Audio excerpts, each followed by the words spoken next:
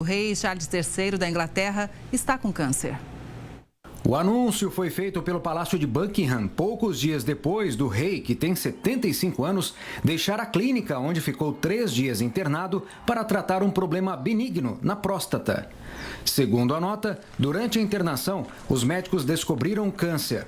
Mas o tipo e o estágio da doença ainda não foram divulgados e não seria um câncer de próstata. Políticos e personalidades se solidarizaram com a notícia. O presidente dos Estados Unidos disse que pretende ligar para o monarca inglês. Estou preocupado com ele, afirmou Joe Biden. Donald Trump, ex-presidente americano, desejou melhoras ao rei. Todos nós oramos para que ele se recupere totalmente, afirmou. O primeiro-ministro britânico também se pronunciou. Desejo completa e rápida recuperação, escreveu em uma rede social Rishi Sunak. Após receber a notícia, o príncipe Harry, que vive nos Estados Unidos com a família, anunciou que visitará o pai no Reino Unido. Assim como fez quando teve o problema na próstata, o rei optou por divulgar o diagnóstico. Além de evitar especulações, o monarca quer, com isso, alertar e ajudar outras pessoas que também estão em tratamento contra o câncer. Também, de acordo com o palácio, o rei está totalmente otimista sobre a recuperação. Ele já iniciou o tratamento. Charles III assumiu o trono após a morte da mãe dele, a rainha Elizabeth II, em 8 de setembro de 2022. O próximo na linha de sucessão é o filho dele, o príncipe William. Quem chega para repercutir essa e outras notícias internacionais é o Igor Lucena, economista e também especialista em relações internacionais. Igor, boa tarde, muito bom ter você comigo aqui no Conexão mais uma vez. Essa notícia ganhou as manchetes, né, do mundo inteiro desde ontem à tarde.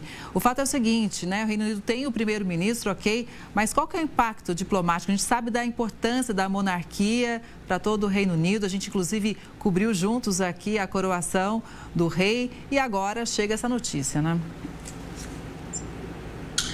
Exatamente, Kelly. Boa tarde a todos. É um prazer estar aqui com vocês. Primeiro, o príncipe, agora rei Charles, buscou nesse primeiro ano tentar emplacar sua própria marca. Lembrando que sua mãe, Elizabeth II, teve um mandato que passou por guerra, situações críticas, conflitos, e foi uma das principais líderes do mundo livre. Então, quando a gente fala do rei Charles, o primeiro ponto é qual era a marca que o rei gostaria de imprimir dentro do seu próprio reinado, lembrando que ele assume com 75 anos, uma idade bastante avançada. E um outro ponto é o próprio Reino Unido. A monarquia, fica simbolizada no rei, ela tem o objetivo claro de manter a unidade do chamado Reino Unido, o país de Gales, a Escócia, a Irlanda do Norte e a Inglaterra. E, infelizmente, essa situação ocorre no momento em onde a Irlanda do Norte elege um primeiro-ministro local que busca a república. Então, é um sinal muito negativo para a União Nacional Inglesa. E, ao mesmo tempo, o rei Charles, que busca projetar o Reino Unido fora depois do Brexit, não vai conseguir fazer isso, né? Ele vai ficar agora em tratamento e muitas das posições externas, chefe de Estado, não chefe de governo, vão ser repassadas provavelmente para o William. A gente não sabe ainda a gravidade desse câncer, mas todo câncer precisa ser tratado bastante a sério. Então isso fragiliza a monarquia, fragiliza a união do Reino Unido que envolve quatro países e fragiliza a tentativa do Reino Unido se recolocar no mundo depois de basicamente 4 anos do Brexit e que eles ainda não conseguiram retomar nem a pujança econômica, nem a consulta internacional como uma grande potência. Igor, vamos aqui vir agora para a América do Sul. A Argentina deve registrar a inflação mais alta do mundo este ano. A previsão é da Organização para a Cooperação e Desenvolvimento Econômico. O índice no país sul-americano pode ultrapassar os 250% em 2024. Em novembro, a instituição havia estimado que o patamar seria de 157%. O valor supera, então, a projeção para a Turquia de 50%. A OCDE também mudou a expectativa do PIB da Argentina. A economia deve ter contração de 2,3% e não mais de 1,7%, como calculado da última vez. No governo, há menos de 2 meses, o presidente Javier Milei implementou mudanças econômicas, como a desvalorização do peso em 50%, além de um pacote de reformas que está em votação no Congresso. Ainda de acordo com a organização, a Argentina só voltaria a crescer em 2025, com previsão de alta de 2,6% no PIB. Ou seja, uma situação realmente muito complicada. Exatamente, Kelly. É uma situação complicada, mas quando a economia tem sinais normais e ela funciona, então uma previsão de queda no PIB é sempre negativa. Esse caso da Argentina é um caso emblemático, porque o aumento da inflação nos próximos meses, agora e nos meses subsequentes, é uma boa notícia. Por que é uma boa notícia? Porque isso mostra que a desregulamentação de mercados, o congelamento de preços, estão fazendo com que as empresas, de fato, na Argentina, cobrem os preços reais sobre os produtos. Automaticamente, esse aumento de preços leva a uma queda da demanda do país inteiro. As pessoas deixam de consumir, o que aumenta as previsões de queda no PIB. A expectativa, do ponto de vista clássico da economia, é que com o passar dos meses, você vai ter um reequilíbrio da inflação, ou seja, o PIB negativo puxa os preços para baixo, e a partir daí, a tendência é que a Argentina possa, sim, diminuir o seu déficit público e os preços voltarem a patamares normais. A gente não vai ver isso em 2024, a queda da inflação deve começar no final do ano e pode ir até 2025, uma volta ao crescimento do PIB.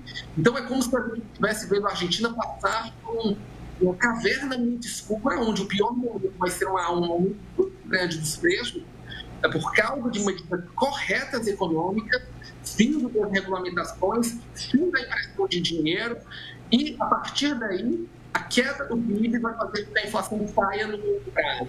Pode não parecer simples, não é? Isso gera um custo social porque aumenta a pobreza, mas no longo prazo, quando a gente está falando de 5, 26 para frente, a tendência é uma diminuição drástica na inflação da Argentina e que ela volte a crescer. Basicamente, Kelly, essa situação era inevitável. Ou a Argentina tomava essa atitude, ou iria continuar com a inflação da maneira que o ex-presidente deixou, e a pobreza iria continuar como esse salário das pessoas. Então, pode parecer uma má notícia, mas era esperado por todos os agentes econômicos. Pois é. E olha, numa economia conectada, né? Você ter parceiros comerciais também é algo muito estratégico, fundamental. Inclusive, tem assuntos chegando que eu gostaria da sua opinião também, Igor, porque o chanceler da Alemanha reafirmou o apoio ao acordo comercial entre a União Europeia e o Mercosul. Já a França se opõe. Olaf Scholz ressaltou as perspectivas de crescimento que o pacto com o bloco sul-americano representa para a Europa. O alemão fez as declarações durante uma coletiva de imprensa com o primeiro-ministro francês, Gabriel Attal, que reiterou a oposição da França ao pacto com o Mercosul, porque as condições não estão reunidas. A Alemanha é um dos grandes apoiadores do tratado, que permitirá ampliar as oportunidades para a poderosa indústria exportadora. Mas o acordo com os países do Mercosul tem enfrentado forte resistência por parte de agricultores de vários países europeus, que protestam por melhores rendimentos e condições de trabalho. Os produtores rurais temem que o acordo diminua ainda mais os preços de seus produtos. O acordo tem como objetivo reduzir as tarifas de importação de bens industriais e farmacêuticos, sobretudo europeus, além de produtos agrícolas. Igor, é um acordo que é discutido há muito tempo já. Você acha que sai ou não sai? E mais, qual que é a importância para o Brasil? Kelly, o peso da Alemanha como principal economia da Europa é fundamental para que esse acordo seja ratificado. Lembrando que a Alemanha é uma grande potência industrial em diversos setores e ela tem uma certa dependência de exportações.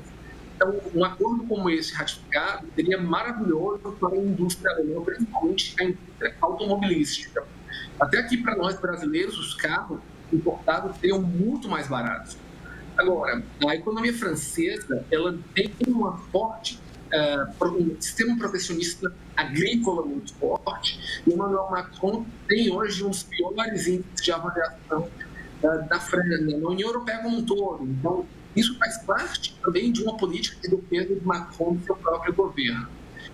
Entretanto, lembrando que apesar da força alemã, você tem vários países que estão extremamente ocupados e estão com manifestações agrícolas. A Bélgica, a Holanda, a gente está vendo esses tratores das imagens postando, fechando ruas e entradas de Paris e Bruxelas.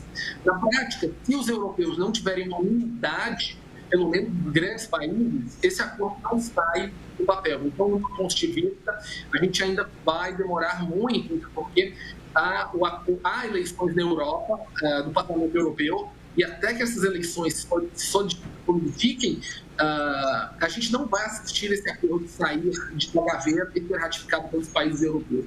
Eu estou muito cético com isso, acho que o time frame de aprovação era ainda no final do ano passado e isso não ocorreu. Então, acho que essas manifestações impedem que ele seja ratificado, a eleição europeia impede a ratificação, mesmo com o apoio dos alemães. Igor, agora a gente fala do secretário de Estado americano que começou mais uma missão diplomática pelo Oriente Médio. É a 5ª viagem dele à região desde o começo da guerra entre Israel e os terroristas do Hamas. O principal objetivo é conseguir que um acordo seja fechado. Antony Blinken desembarcou na Arábia Saudita em mais um momento de tensão, depois que as forças americanas bombardearam regiões do Oriente Médio no fim de semana.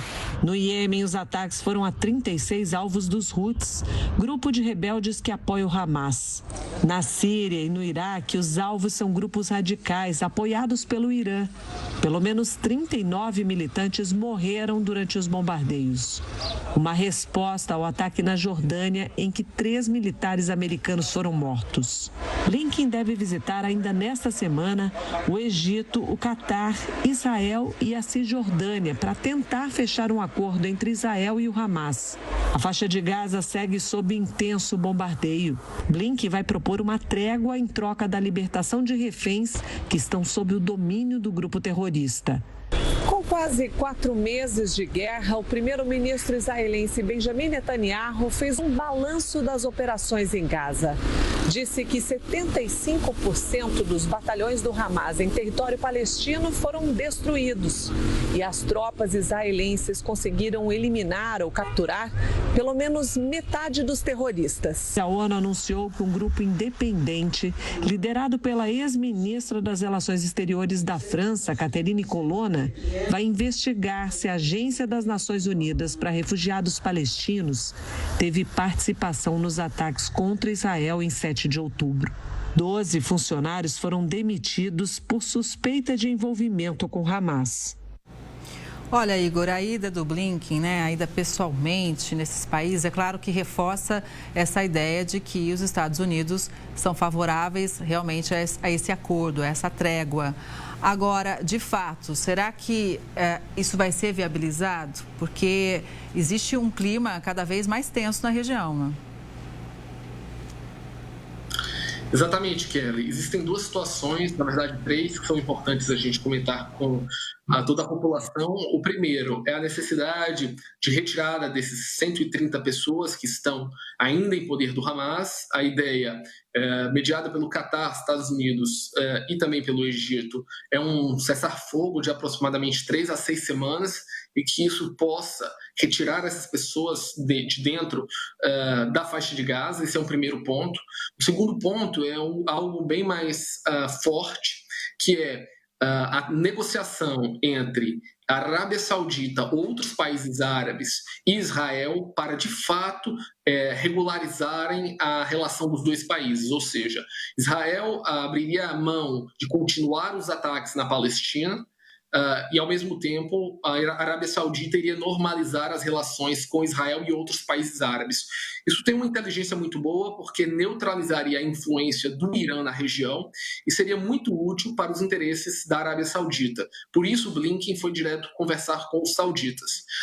Esse talvez seja o melhor caminho, de fato, para encontrar a paz. O grande problema que também se encontra nessa situação é que Israel, em específico, tem interesse em uma solução dos dois estados, porém, o governo de Netanyahu não. O primeiro-ministro não aceita a situação de dois estados, e é basicamente uma unanimidade entre a Arábia Saudita, o próprio Egito, os Estados Unidos e a União Europeia. Então, cria-se aí uma espécie de deadlock, porque o governo de Israel também precisa entender que a solução do Estado, aliada com a normalização das relações de Israel com a Arábia Saudita e outros países, é a única maneira de ter a paz na região, obviamente retirando o Hamas do poder político e militar dentro da faixa de Gaza. Mas essa é uma equação muito difícil de realizada, Kevin. Vamos ver o que vai acontecer, então. Igor, muito obrigada pela análise, viu? Sempre bom te ouvir. Uma boa tarde, até a próxima. Muito obrigado e até a próxima.